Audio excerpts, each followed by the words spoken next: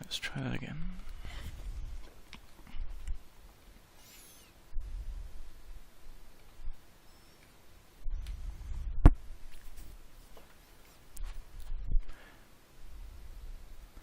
This is the video walkthrough for Arrowhawk Games Keeper City. This is the main menu, where you have the option to start a new game, select from a series of character classes, and an options menu which has been left blank but is functional for the purpose of the demo. On selecting Start, you are taken to the hub level, from which where you are presented with basic introduction to the story.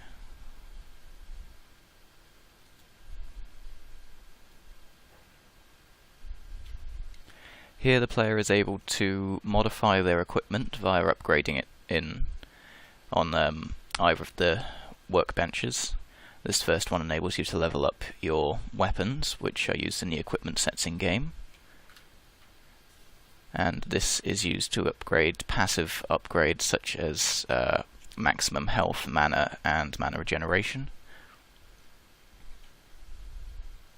By talking to the Garland NPC at the end of the hub level, you're able to access the level select. Attempting to select a level you've not yet unlocked gives you something of an error message. Simply provides you with a "you shouldn't do this yet" message. Selecting tutorial will take you to the first level. Again, the player is presented with some plot, and in this case tutorial messages are included in the text engine.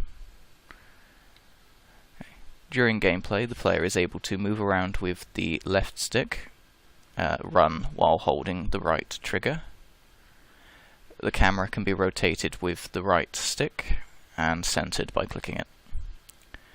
The player is also able to dodge roll by pressing the A button, perform a series of light attacks pressing X, and heavy attack by pressing Y. Chaining these combos presents the user with the ability to deal much more damage with the heavier attack, depending on how many light attacks it's used after. By using the D-pad, the player is able to select several equipment sets. Pressing up selects sword and shield, left selects sword and knife, right selects dual shields, and down selects the Ethermancy set, which is a ranged attack system. Coming across this bridge, the player is presented with an introduction to the basic enemy type, the Grunt, and is informed how to attack and guard, which is done by holding right trigger. Left trigger.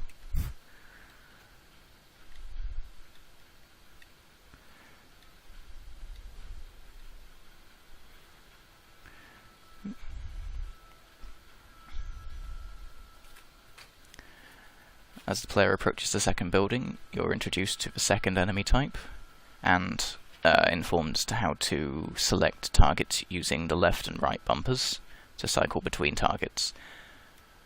As you can see, targeting a enemy makes the target marker appear above their head, causes their health stats to appear in the top right corner, and will center the camera on them.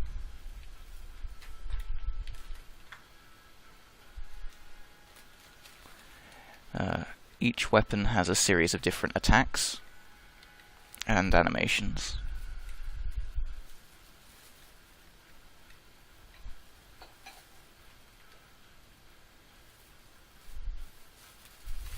The player is introduced to the third enemy type and instructed how to dodge roll and swap two different weapons.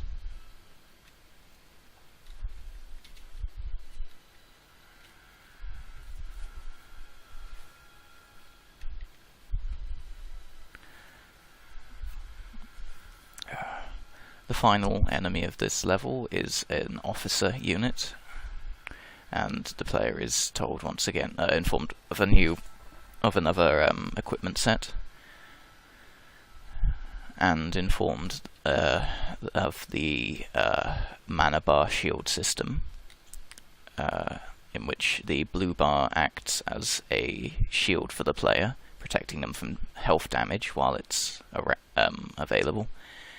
While the red health bar does not regenerate over time, unlike the blue bar.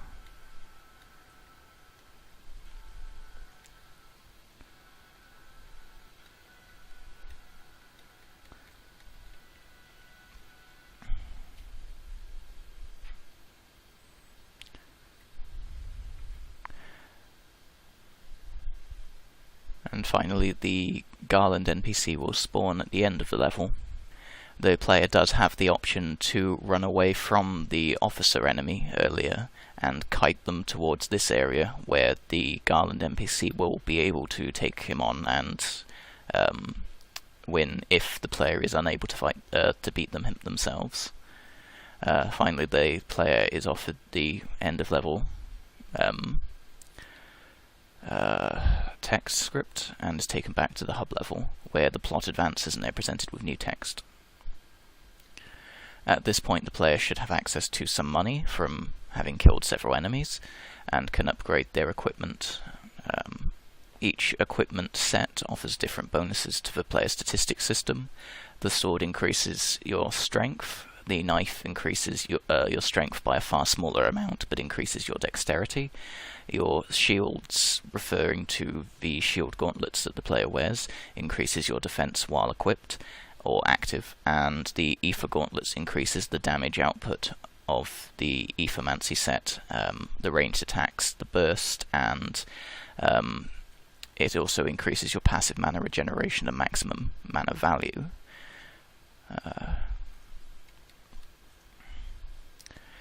On this table you have access to the player's backpack, which increases their maximum mana and mana regeneration, their armor, which increases their defense passively at all times, the health pack, which increases their maximum health, and a micro reactor, which increases their again Aether regeneration and maximum mana, but by a far smaller amount than the Aether pack. This enables the player to spend less money getting smaller bonuses if they desire it, should the Aether pack itself become too expensive to upgrade as the costs stack. We will upgrade the knife and the sword to make this play through a little faster.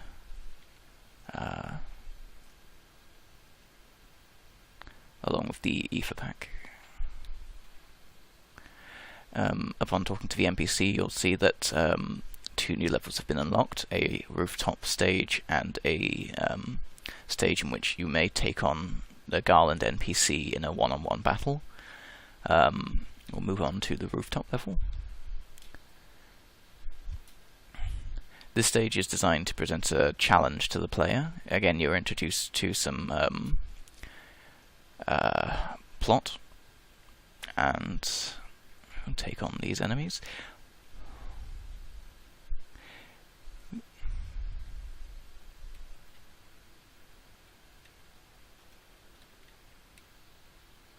You'll notice that we are dealing a lot more damage to the enemies now.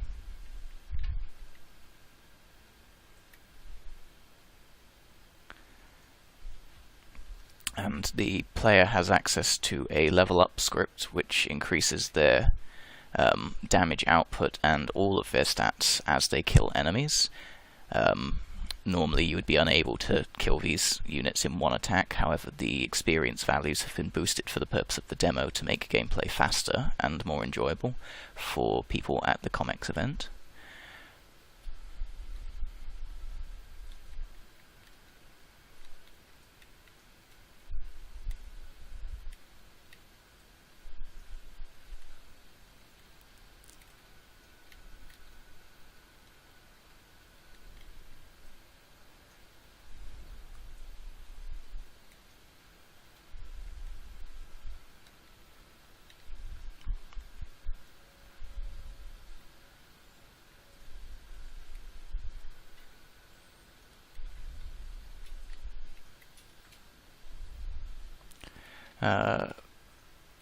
in order to progress to the next stage, it is required that the player defeat all enemies within the stage, and then make their way to the level flag at the end, represented by that red object.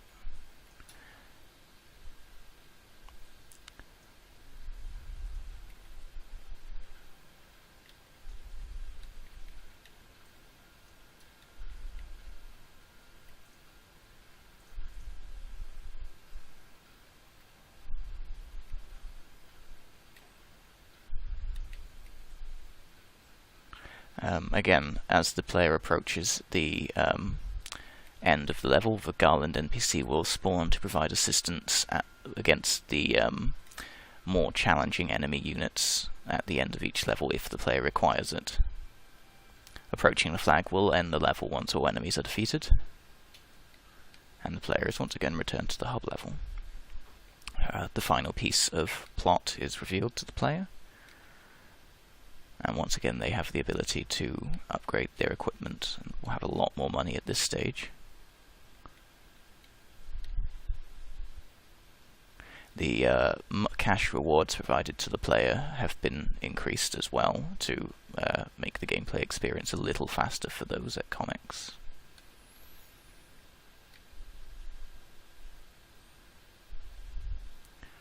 Talking to the Garland level select NPC now, the final level has been unlocked.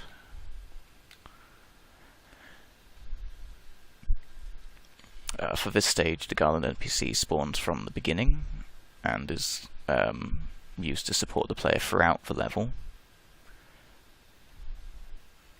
The levels have been designed that should the player attempt them cautiously, the Garland NPC will target the next mob in the set and will follow the player along.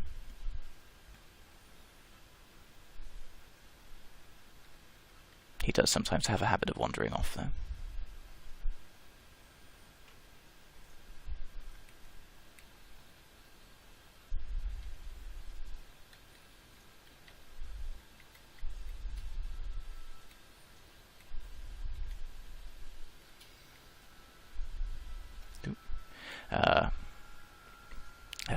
Unexpected.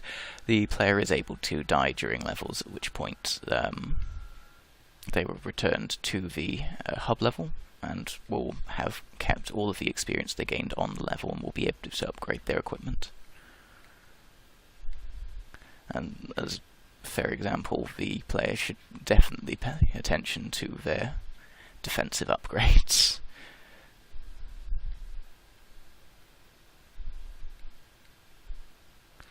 It's worth noting that the player is able to reattempt any level that they fail or would simply like to play again at any point in time during gameplay.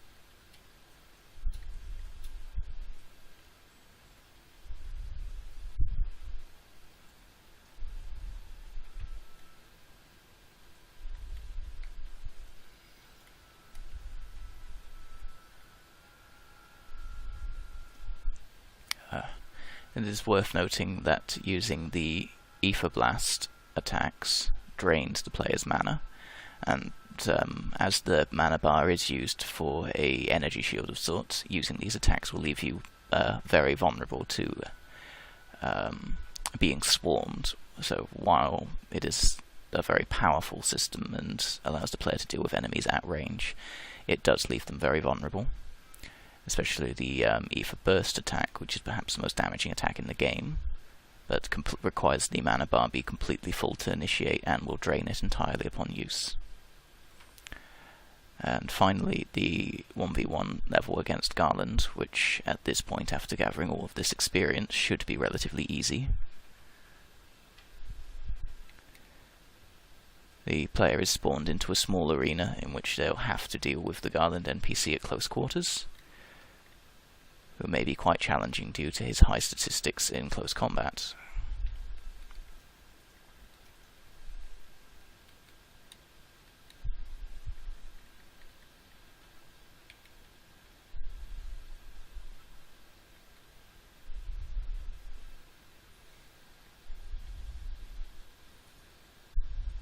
Upon beating the NPC, they are provided with, again, some more plot, and return to the hub level.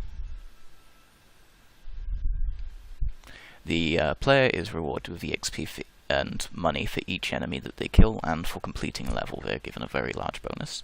And this concludes the playthrough.